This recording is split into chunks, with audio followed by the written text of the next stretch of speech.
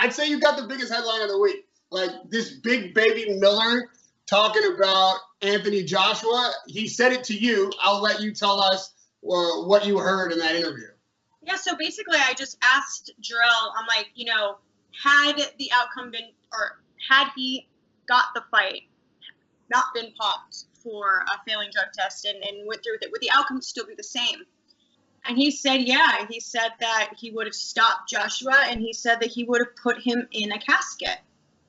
Now, as you know, words like that they're not taken too well in our industry or in general. But we know that there's been other fighters in the past, like Deontay Wilder, who mentioned a body on his record, and, it didn't sit too well. A lot of people had a lot to say about it. I have a lot to say about it. When Deontay Wilder said that to me, every time I talk to him, challenge him, hey, is that really what you mean? You know what having a body on your record, it literally means the death of your opponent. Is that what boxing is all about? Obviously, I don't think it is. Most fans don't receive it that way. But every time someone says something like that, we look at it as though it's the first time we've heard it, or as though it's so egregious, and it is egregious, that this person should be scorned for it and punished for it. And I just forever. That's sort of where I'm confused. This has been this is not new. Talk like this is not new in boxing. It's not new, but I think what is new is our appreciation of just how vile it is, right? How unnecessary it is. And in this past year, with the amount of fighters that we've witnessed die in our sport. Yeah. I mean, it's a gladiator sport. You're being hit to the head for a living. You're not going in and delivering FedEx packages. It is a dangerous sport. We know that. And of course we have an appreciation for it. My question is, why is it that back when, in the Mike Tyson era, was it okay? Or was it not okay? I don't know. Was it not okay? Or maybe it just social media is new in our generation, so people have more of an outlet to voice their opinion? Or were people more okay with that sort of talk then? I'm just confused at what point that changed, because people love Mike Tyson, but Mike Tyson has said a lot of really crazy things. Mike Tyson is going to eat your children. I don't know. I would rather you kill me than have to watch you eat my babies.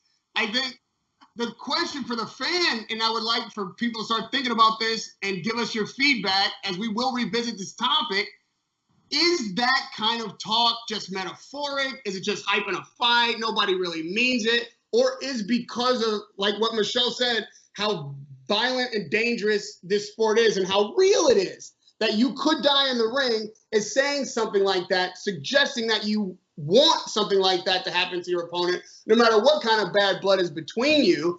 Is that crossing the line? Is that overstepping?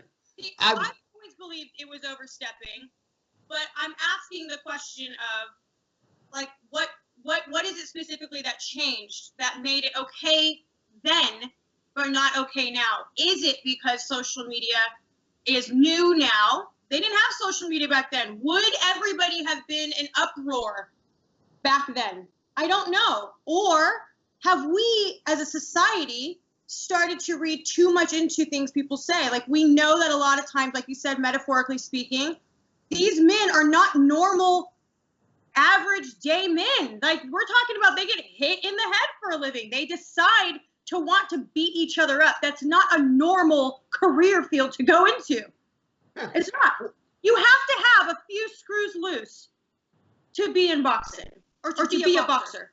So you're trying to intimidate a guy that has a few screws loose, and you're trying to get fans to believe that you have the guts and the gall and the brawn and the killer instinct. Hey, how many times, Michelle, have you asked a fighter, do you have that killer instinct when the moment comes? I've asked Manny Pacquiao that when it was in question. Do you have the grit and the determination to finish him and this kind of thing? So I think even myself, I'm guilty of trying to drum up that kind of animosity or get at that kind of that real close the show, I want to stop this guy at all costs, I'm going for the knockout no matter what kind of condition my opponent is in kind of response. I'm trying to get at that, and we see that as a good attribute of a fighter. But there's a school of thought that a lot of older fighters who've been in the game a long time will tell me, and they're like, you know, your job is to hurt the guy. Your job, maybe not to kill him, but when you're in there, you have to think that at all costs, I will do what is ever necessary to at least stop this guy for 10 seconds or make him quit.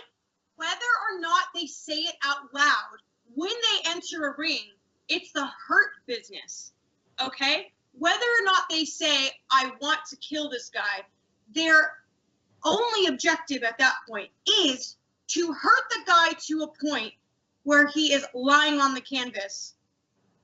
That's the objective for them. When David Haye holds up Vladimir and Vitali's heads severed with blood and guts dangling from their necks, he's holding both heads up like, this is what I'm going to do to the Klitschko brothers.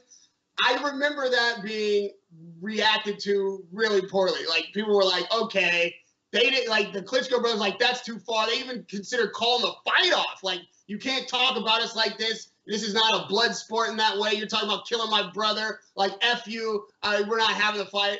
Obviously, they ironed that out. As a reporter, are you offended by that, or do you think that they're just trying to sell a fight? Because I think, I'm not saying it's okay, I'm just saying I think they think, what's the best way I can get under my opponent's skin?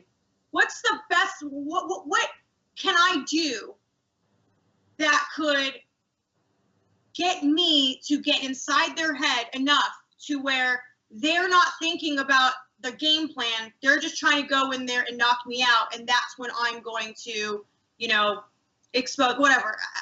I just think that they're just trying to get in under their skin.